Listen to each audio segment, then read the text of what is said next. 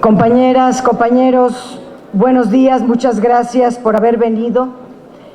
Llegamos a la mitad del sexenio de Enrique Peña Nieto en una profunda crisis a causa de la falta de un proyecto de nación, de un proyecto claro, lo que nos coloca con enormes retos hacia el futuro.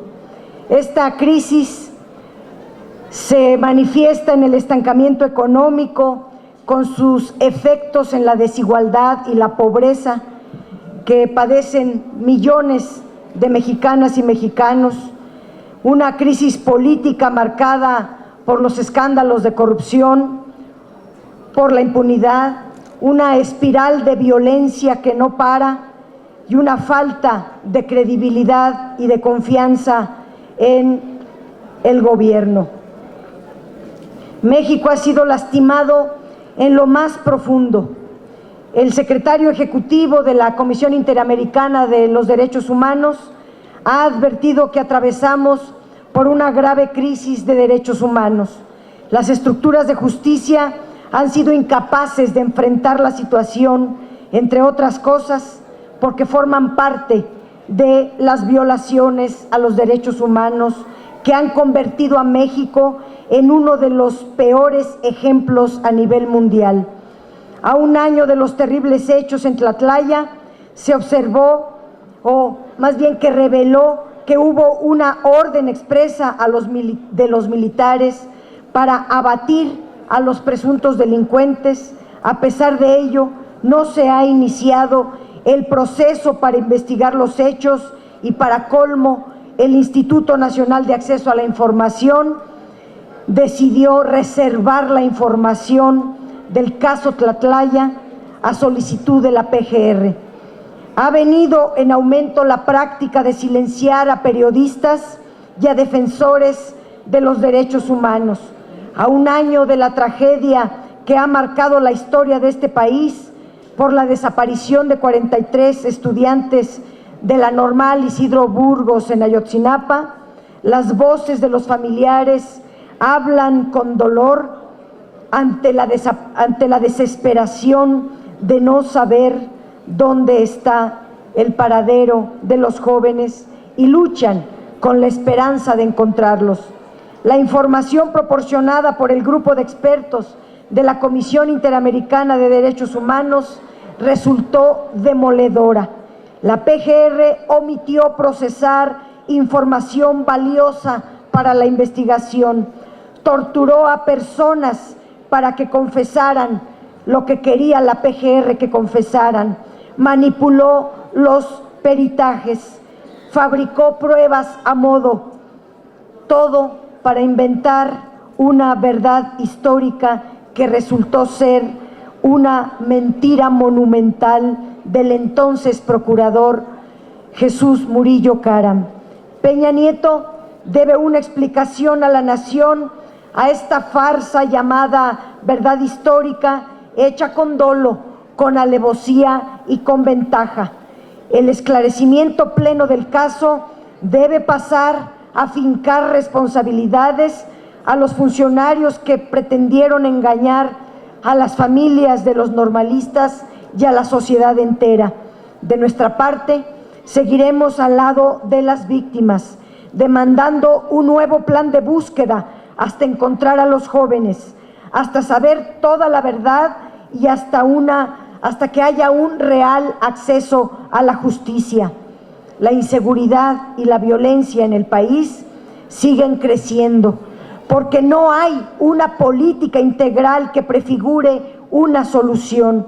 El gobierno federal decidió continuar la fallida estrategia de Felipe Calderón y el recrudecimiento de la violencia y la infiltración del crimen organizado en los cuerpos de seguridad y la falta de estrategia ya están pasando la factura. La segunda fuga de Joaquín Guzmán Loera, alias el Chapo Guzmán, dejó claro el contubernio de altos funcionarios con el crimen organizado. Han dejado intacto el poderío económico de este capo las labores de inteligencia no se han hecho presentes y los controles penitenciarios son un verdadero fracaso. La fuga del Chapo de un penal de supuesta máxima seguridad convirtió a México en la burla del mundo, en un ridículo mundial.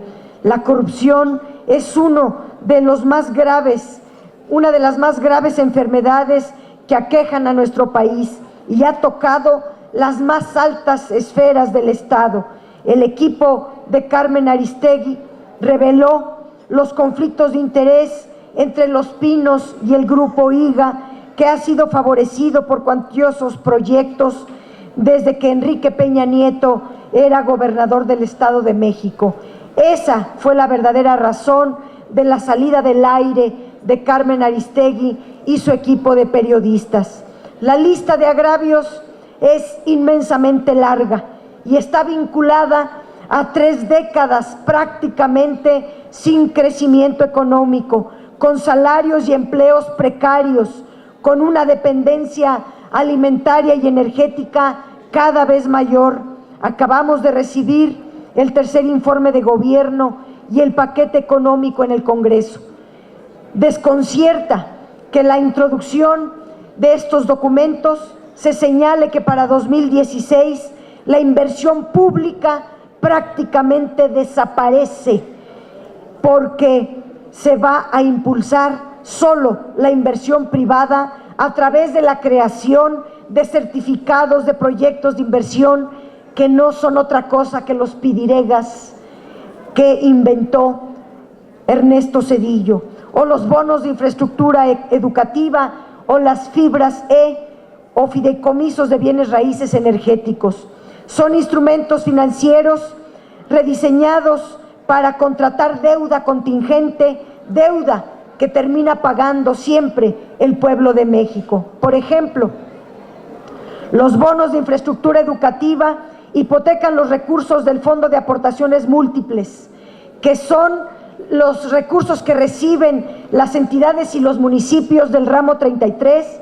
Con ese fondo se pagan los desayunos escolares, la asistencia social y muchos rubros de carácter de apoyo a los grupos vulnerables, y el equipamiento y rehabilitación de la infraestructura escolar en los municipios. Forman con todo este dinero un fondo y con base en esos recursos emitirán bonos para que los inversionistas, a través de la Bolsa Mexicana de Valores, entreguen bonos, pero con una tasa de interés que no dicen de cuánto, y se les devolverá todo el capital invertido con los recursos del Fondo de Aportaciones Múltiples de 15 años. Es decir, se van a gastar en 3 años el Fondo de Aportaciones Múltiples de 15 años, de 3 sexenios consecutivos. Además de que se centraliza todo un presupuesto que, de acuerdo a la Ley de Coordinación Fiscal, le corresponde a las entidades y a los municipios. O en el caso de las fibras son instrumentos para monetizar todos los activos de Pemex y de la Comisión Federal de Electricidad. Enrique Peña Nieto dijo que con la reforma energética no se vendería ni un tornillo de nuestras empresas, y ahora, mediante estos instrumentos financieros, estará vendiendo hasta el último tornillo de nuestra valiosísima industria energética. Ante la caída de los precios del petróleo, la Secretaría de Hacienda ha tenido que echar mano de Pemex para paliar su crisis de finanzas públicas. En enero le sacó 50,000 millones, luego le recortó su presupuesto de inversión en 62,000 millones, además de que le quitó 70% como carga fiscal de sus ganancias y prepara un nuevo recorte para el año 2016. En el discurso oficial se dijo que la reforma energética era para fortalecer a Pemex, para hacerla más productiva, pero en los hechos, en la práctica, encerraron a Pemex en el sarcófago de las asignaciones al mismo tiempo que le imponen un régimen fiscal confiscatorio y recortan su presupuesto de inversión, obligándolo a migrar a contratos para acelerar la privatización de lo poco que quedó de recursos de reservas públicas. Enrique Peña Nieto también tomó la decisión política de bajar un poquito las tarifas eléctricas, pero dense cuenta que sin que haya entrado en funcionamiento el mercado eléctrico que establece la reforma energética. Es decir, que esta pequeña reducción de las tarifas se puede hacer sin necesidad de haber privatizado la Comisión Federal de Electricidad, sin necesidad de la liberalización de la generación y venta de electricidad, mucho menos de que se necesitara este mercado mayorista que va a entrar en función a partir de enero del 2016, que es un modelo muy complejo, copiado de Estados Unidos, y que demuestra que las tarifas fueron una decisión político-electoral dictada en el 2015 y que las tarifas eléctricas no podrán bajar más de lo que bajaron. Pero en el 2016 el mercado mayorista que se va a echar a andar va a conseguir solo la especulación con la electricidad y va a poner en alto riesgo a la electricidad. Van a venir entonces aumentos en las facturas eléctricas de todos los usuarios, grandes, medianos y pequeños. Enrique Peña Nieto va a ofrecer unas tarjetas de subsidios que van a vender, como lo están haciendo ahora con las televisoras, como si se tratara de un donativo, pero es puro manejo electorero que harán desde el gobierno federal. Enrique Peña Nieto también prometió miles de millones de dólares de inversión privada en el petróleo, en gas natural, en fertilizantes, etcétera, etcétera. Nada de eso está ocurriendo. Haciendo una evaluación serena y objetiva de la implementación de la reforma energética, podemos decir que ha sido un rotundo fracaso para el país, pero un gigantesco negocio para las élites económicas y la alta burocracia de nuestro país. Compañeras y compañeros, los problemas centrales del país sí tienen solución. Nuestro país tiene muchos recursos para salir del subdesarrollo.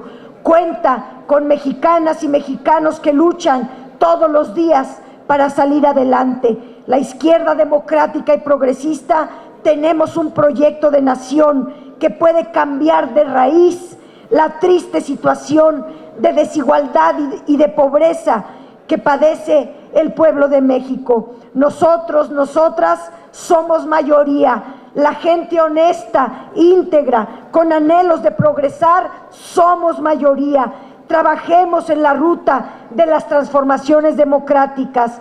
Pongamos el interés en las mayorías. Actuemos con honestidad, con congruencia en la organización de la sociedad.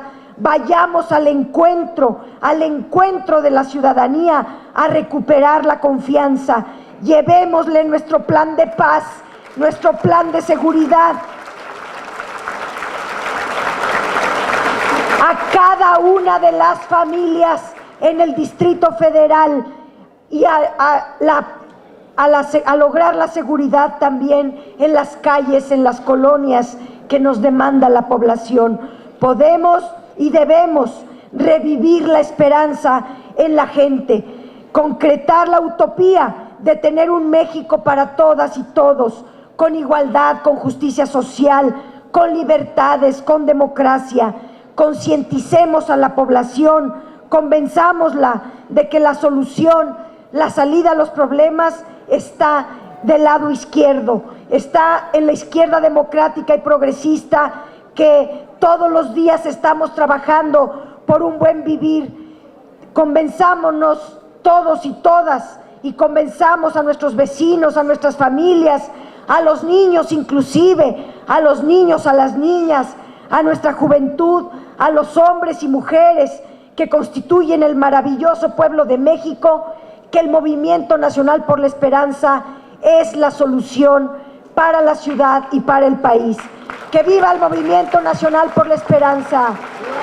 ¡Que viva la izquierda mexicana! ¡Que viva el valiosísimo pueblo de México! Gracias.